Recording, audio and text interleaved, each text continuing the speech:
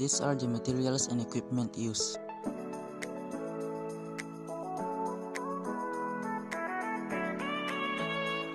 Then we attach the fan in the dynamo. We cut the bottles and create hole on it. Then we attach the wires into the dynamo using a soldering iron.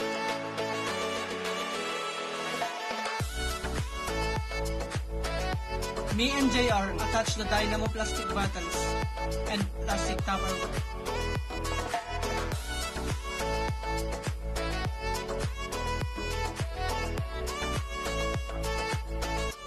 Then we put it all together. The most difficult part is when we're putting things together and make sure that the wires don't break or have a short circuit.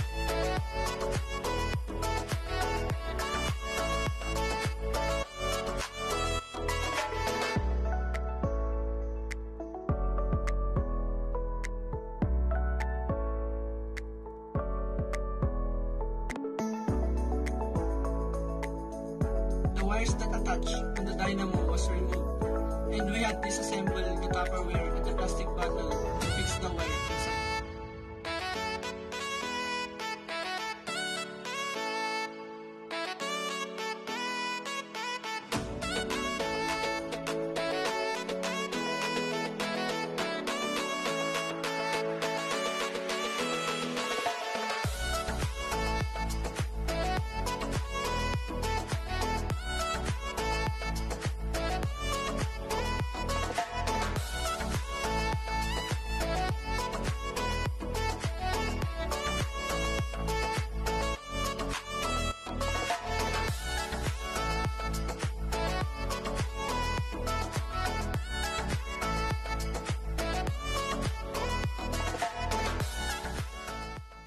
Good day, sir. This video is all about the description of our mini invention. The title of our mini invention is the mini air condition lamp. Nowadays, I do believe that our invention has a big impact to the people, especially to the students like me. We use many different recyclable materials to create our project, which we can able to use when we do our module, even at the night. This is for educational purposes. According to what I've noticed, students can also use the mini air condition lamp even if there is no current in their place. Our invention can also help teachers when they are doing their paperworks. We are very thankful for Mr. Miko Bernardino for letting us to do our own invention because it really helped me and my group mates to enhance our own skills in doing something that may help people in our country. Again, the name of our mini invention is the mini air condition lamp.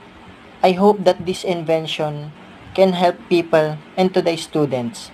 Thank you for watching. So guys, ito po yung aming invention. Papaganahin natin. First, lalagyan natin ng yelo dito sa taas. Dito sa lalagyanan ng yelo. Para mas malamig yung hangin niya. Tapos malagyan ng yelo, kabit na natin. I-on na natin. So yung battery pala nito kaya niya hanggang 3 days na tuloy-tuloy. Yan po. Mas malamig yung hangin niya.